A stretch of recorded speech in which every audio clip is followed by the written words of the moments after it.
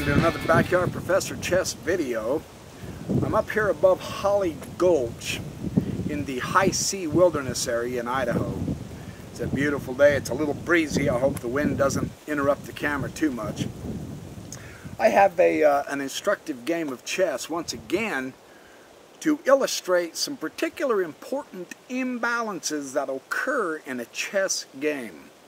I've been asked by a few people to try to discuss in more detail some of the imbalances, which is exactly what I'm trying to do in the chess videos, and I will try to clarify more specifically when imbalances occur, what imbalances occur, and what you can do about them, based on what I'm learning in the Jeremy Silman chess course, the finest chess course I have ever discovered.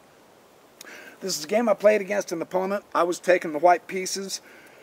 I played this a few years back when I was discovering Jeremy Silman. King pawn opening. I bring my knight out. He brings his pawn up to f6. I bring my other knight out. Within the first 3 moves, you can already see the imbalance.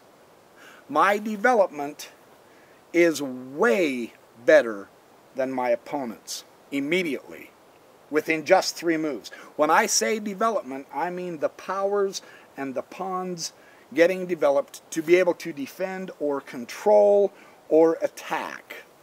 My opponent makes another pawn move, and I bring a central pawn thrust up, challenging this e-pawn.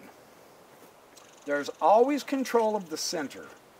Of course, his taking my pawn threatens my knight, and I take his pawn with my other knight. I take on d4. Now look at the board. We're into move 5, and I still have 2 powers developed plus a really good central pawn. My opponent has 2 pawns, one on c6 and one on f6. This is an imbalance of superior development, and I have more central space than my opponent does. You see how much more room I have than he does. Space is an imbalance. Now, these are temporary imbalances. If I start fiddling around and wasting my time making pawn moves or moving my knights around and all that, then my opponent will catch up with my development. At this point in time, bells are going off in my head, however. I am saying, he is developing really slowly, so it is time to play dynamically. Not soft, but dynamic. Begin bringing out as much as I can, as fast as I can, because he's not doing that. He does bring a bishop down, and he pins my knight. So he has finally, on move 5, brought out a developed piece. I take away the pin on my knight to my king by bringing my bishop to d2. He takes my knight with his bishop, and I exchange his bishop with my bishop. And you'll notice after move 7, he pushes his pawn. After the 7th move now, I still have 2 pieces developed and a central pawn that is now being under pressure, and he has 3 pawns. He lacks in development. He is going to lose this game if he doesn't seriously speed his development up. Why? Why does that work that way? Because with more pieces, I have a better chance to find combinations. I have a better chance to throw tactics at him, pinning his pieces. Quite frankly, I have better chances of attacking his king.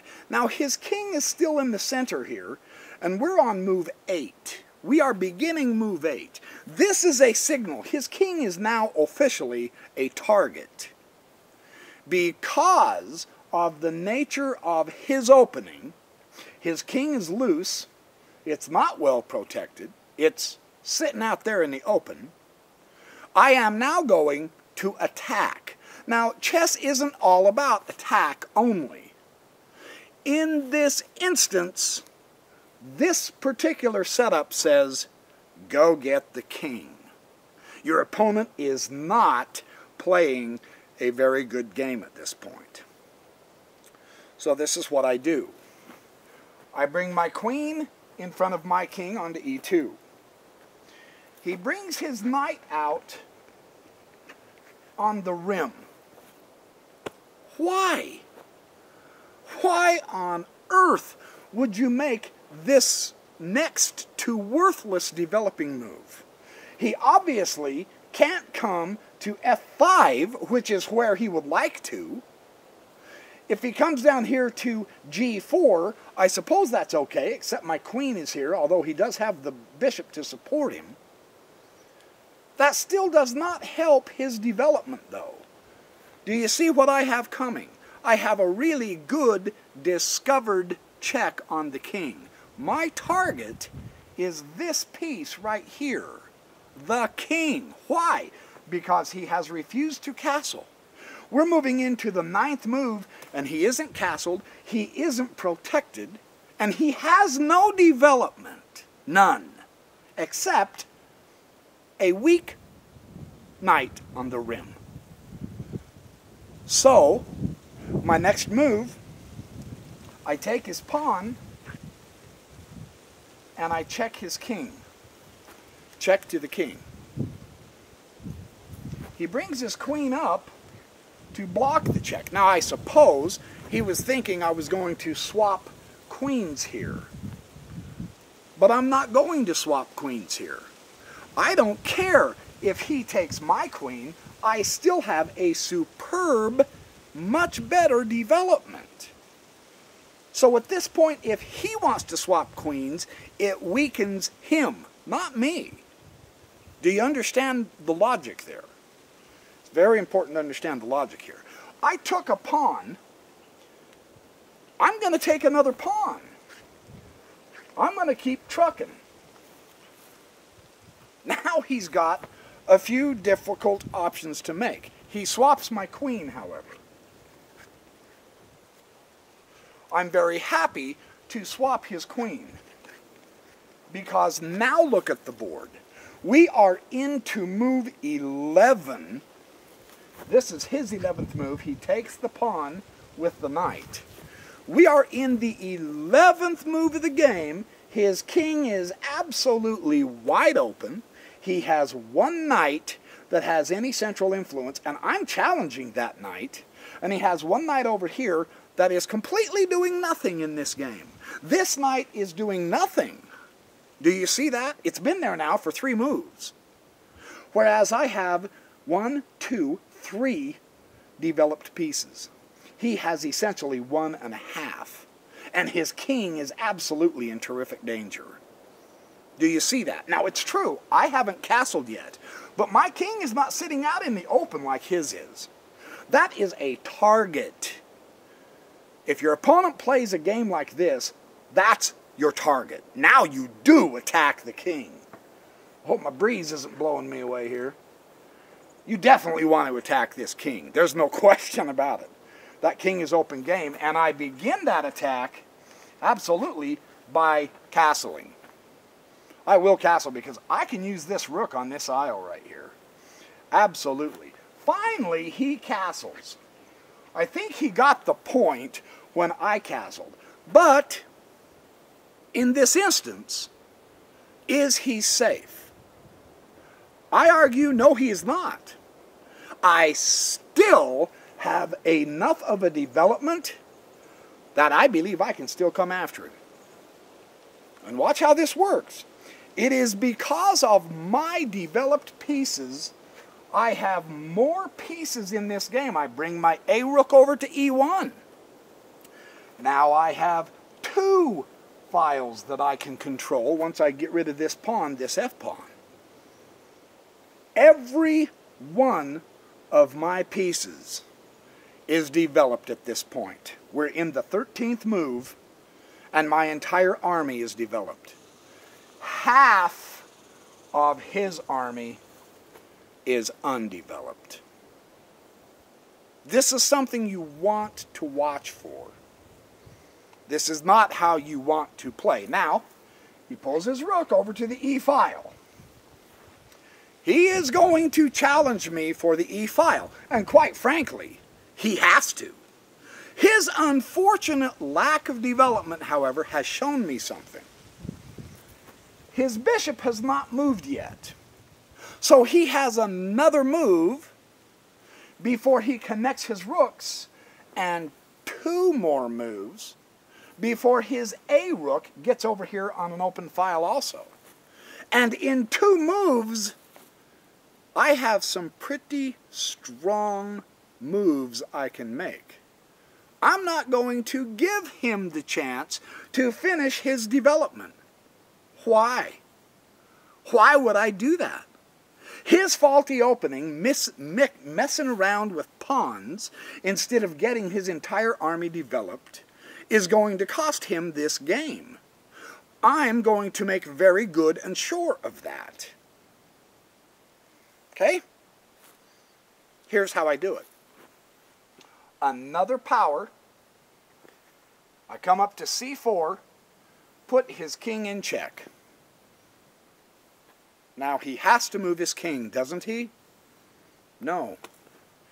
He brings his knight and blocks the check. Finally, that knight does something. Do you notice the similarity of this game with the one previous? That's because this is the same opponent, just in a different game. So he blocks my knight. He blocks my bishop check. However, I still have a beautiful move here, because when I put my bishop and checked his king, I also opened the file. He doesn't own this file. I do, because it's my move now.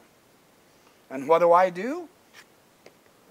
I take complete dominating control of that file by taking his rook and putting him in checkmate. Now the logic, the dynamics, there weren't a lot of static, long-term situations that I had to worry about in this particular game because of the way he played it. This called for dynamic, energetic, fast, swift play. This called for grabbing long, huge diagonals very quickly. It called for grabbing open files immediately. It called for the exchange of pieces. Did you notice in this game, rewatch this video if you didn't notice this, every single one of the exchanges that he made with the powers helped me.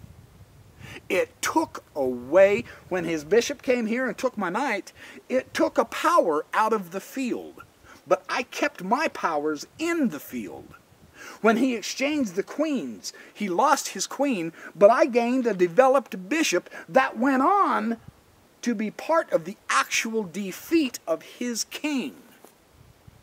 Because he was behind in development, he was behind the entire game in ability to stop this kind of a swift, dynamic control of the game. When you see your opponent doing this, this is the proper response. Now, there are games that call for you to wait patiently, develop slowly, and go calmly. But if your opponent leaves his king in the middle of the board, and he refuses to bring his entire army into this, then go get him. That's the way to play. Dynamic, energetic, and powerful.